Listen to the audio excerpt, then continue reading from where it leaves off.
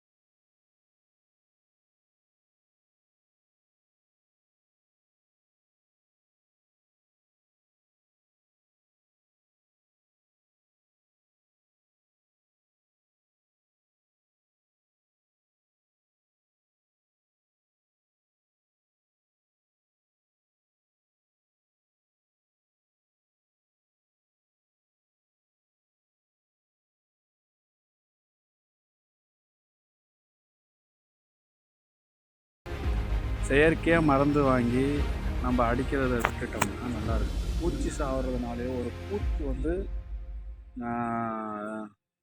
சாவறதுனால அந்த பயிர் நல்லா இருக்கிறதுனால நம்ம உடம்பு நல்லா இருக்கிறதுனா அர்த்தம் கிடையாது. முடிஞ்ச அளவுக்கு இயற்கை விஷயத்த எல்லாம் செஞ்சு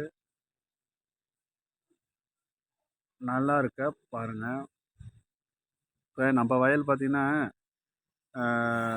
பூட்டு வந்துருச்சு. ஆனால் மருந்துங்கிறது நான் அதிகமாக எதுவுமே அடித்து யூஸ் பண்ணல.